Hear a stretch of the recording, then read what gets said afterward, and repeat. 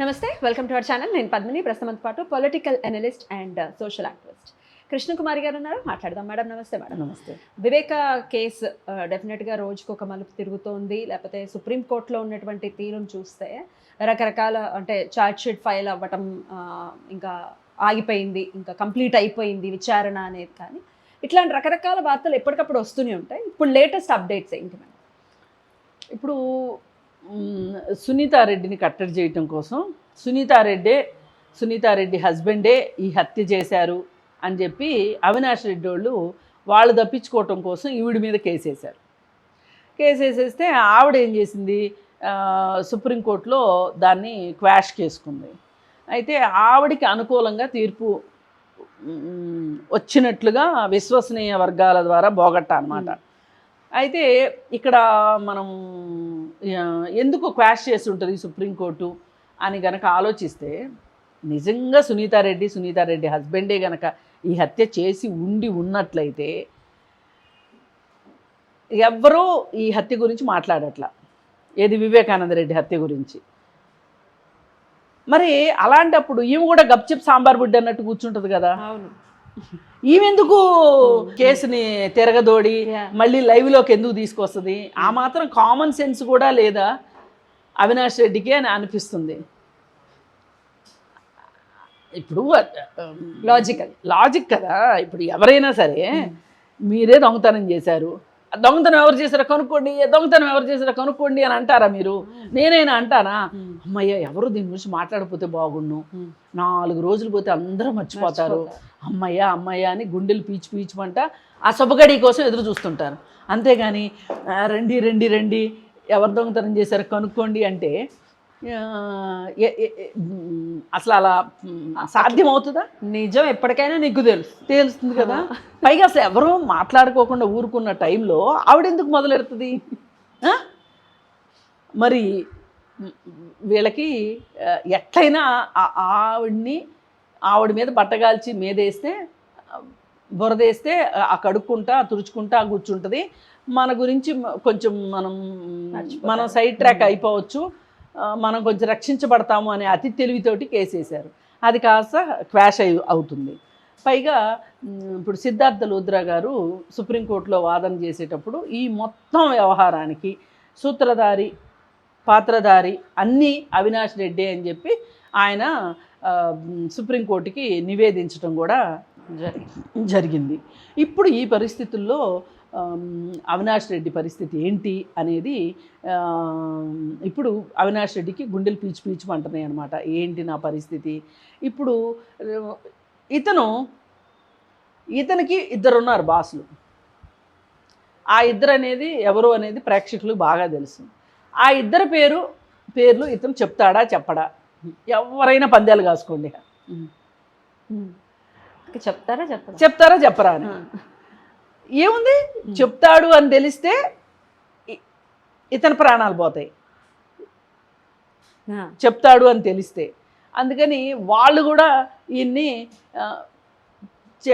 చెప్దానికి decide అయ్యావా చస్తావు జాగ్రత్త, నీ తల వెయ్యి ఒక్కలు అవుతుంది జాగ్రత్త అన్నట్లు బెదిరిస్తారు. అందుకని అంతా అక్కడ ఒక అంతర్నాటకం నడుస్తూ ఉంది. ఈ వివేకానంద రెడ్డి గారి కేసు విషయంలో హత్య చేసింది ఎవరో రాష్ట్రం మొత్తానికి తెలుసు, అందరికీ తెలుసు. పోలీసుల దగ్గర నుంచి అందరికి, చిన్న పిల్లలు ఎవరికి, పుట్టనోళ్ళు ఎవరికైనా తెలియదేమో కానీ పాలు తాగే వాళ్ళకి కూడా తెలుసు అన్నంత వాస్తవం ఎవరు చేశారు అనేది అందరికీ తెలిసిన విషయమే. కానీ ఏంటి అంటే వీళ్ళు ఏదో ఒక అదృశ్య హస్తం మనం రక్షించకపోతుందా, మనం బయటపడకపోతామా? అసలు నిజానికి మొన్న అవినాష్ రెడ్డి ఓడిపోయి ఉన్నట్లయితే ఎంపీగా అసలు ప్రజలు కరెక్ట్ తీర్పు ఇచ్చినట్టు అయ్యేది. కోర్టులు ఇచ్చే తీర్పు కన్నా ప్రజలు ఇచ్చే తీర్పు చాలా బాగుండుండేది. మరి ప్రజలు ఎందుకో అక్కడ ఇవ్వలేదు అంటే ఇన్ ద మీన్స్ ఇవ్వలేదు. వాళ్ళు రిగ్గింగులు చేశారా, ఇంకేం చేశారా ఏం చేశారో కానీ మొత్తానికి వాళ్ళు గెలిచారు. అయితే ఒకవేళ అక్కడ పోటీ చేస్తుంది అంటే ఇప్పుడు అతను ఓడిపోతే కాంగ్రెస్ గెలుస్తుందేమో అనే ఒక ఉద్దేశంతో కేంద్ర ప్రభుత్వమే అవినాష్ రెడ్డిని గెలిపించిందా అనేది కూడా అది కూడా ఏం పెద్ద ఆశ్చర్యం కాదు. షర్మిల పోటీ చేసింది కదా కాంగ్రెస్ తరఫున. ఒకవేళ షర్మిల గెలిస్తే కాంగ్రెస్కి గెలవకూడదు, ఎవరు గెలిచినా పర్లేదు బీజేపీకి. ఓకే, అంటే ఇన్ని ఈక్వేషన్స్ ఉంటాయి పాలిటిక్స్లో. మామూలు పైకి చూస్తే ఏమనిపిస్తుంది మనకి, ఇంత ఇంత గూఢార్థాలు, నిగూఢంగా ఉన్న అర్థాలు మనకు కనిపించవు, అర్థం కావు. కానీ చూడగా అర్థమవుతాయి అన్నమాట. ఏది ఏమైనప్పటికీ కూడా ప్రజలైనా ఆ తీర్పు ఇస్తే బాగుండేది అని అనిపించింది. ప్రజలు ఆ తీర్పు ఇవ్వలేదు. రేపు కోర్టు అయినా సరే దీనిపైన సరి అయిన తీర్పునిచ్చి, చట్టం చెయ్యి చాలా పొడుగు, నేరస్తులు కొంతకాలం మభ్యపెట్టగలరు, కొంతకాలం దాక్కోగలరు, ఎక్కువ కాలం మభ్యపెట్టలేరు అనే సంగతి ఎవరికైనా అర్థం కావాల్సిన విషయం ఇది. చట్ట వ్యతిరేకమైన పనులు చెయ్యకుండా ఉండేటట్లుగా కోర్టులు కూడా వాళ్ళు ఇచ్చే తీర్పులు బట్టి జనాలకు ఆ మాత్రం అవగాహన వచ్చేలాగా తీర్పులు ఉండాలి అని నేను కోరుకుంటాను. రైట్. మరి ఎంటైర్ ఇష్యూలో జగన్ పరిస్థితి ఏంటి మేడం? ఇప్పుడు ఇందాక నేను అన్నాను చూడండి, పేర్లు ఎవరికో తెలుసు అన్నారు. పేర్లు ఎవరో తెలుసు. ఆయన సతీమణే. ఆయన పేర్లు చెప్తే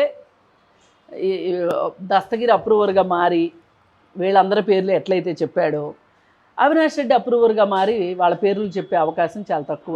ప్రాణభయం ఉందని అంటున్నారు కదా.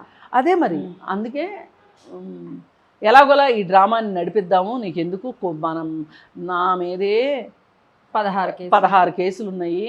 2012-13లో జైలుకి వెళ్ళి వచ్చిన వాడిని నేను.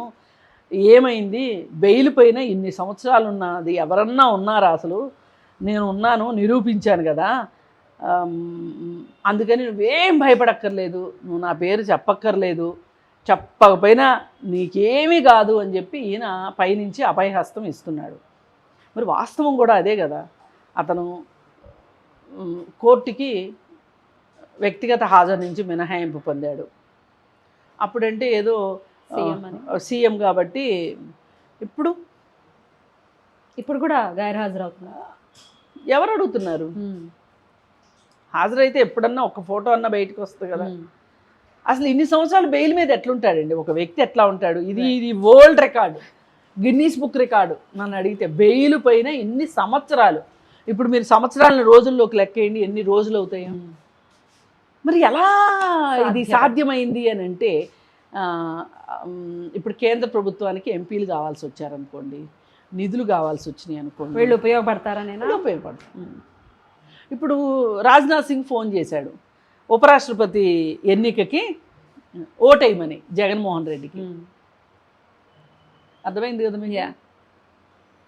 ఇలాంటి వాళ్ళు ఒకళ్ళకొకళ్ళు సహాయం చేసుకుంటూ పరస్పర సహకారంతో వర్ధిల్లుతూ ఉంటారు. న్యాయం జరగదు.